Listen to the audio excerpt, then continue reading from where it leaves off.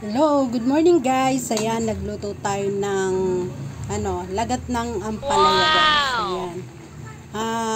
Ginisa ang linagay kong pansaw guys, baboy. And then ginisa ko siya ng bawang, sibuyas, and kamatis. At bago ko inugasan ko muna ng mainit na tubig yung ampalaya at asin para hindi siya super pahit, di ba guys?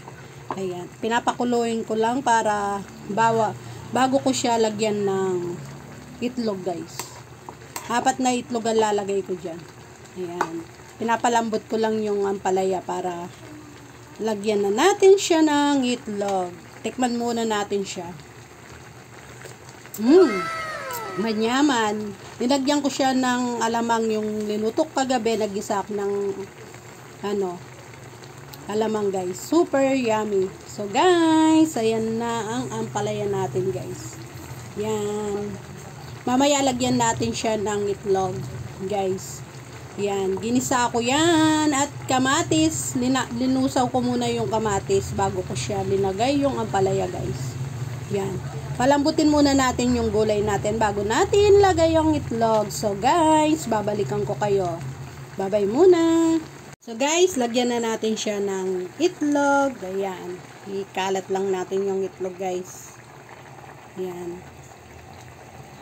4 na itlog pala yung linagay ko dyan guys. Kalat-kalat lang natin. Sarap nito guys. Ang partner nito guys ay piniritong bangos. Kailangan kasi may partner na isda guys para may sarap. Yummy yummy, 'di ba guys? Yummy yummy. Yan ang sarap guys. So, itlog pa lang. Super yummy na guys. Ayan. Ang ampalaya natin guys. Yan.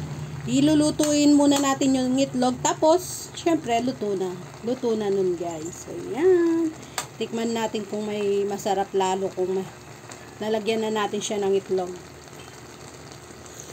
Wow! Manyaman!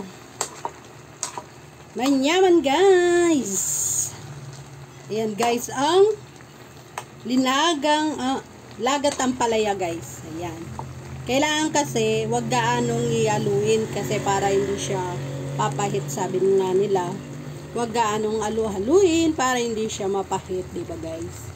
Ayan, manyaman na naman ang ulam natin guys. Ayan, so guys, bye-bye and thank you for watching. Bye! A few moments later.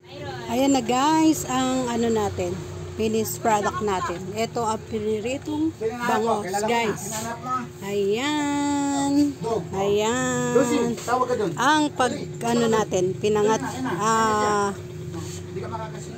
ampalaya. Ayan. Guys, ayan. Yan na, kain na tayo guys. Ayan.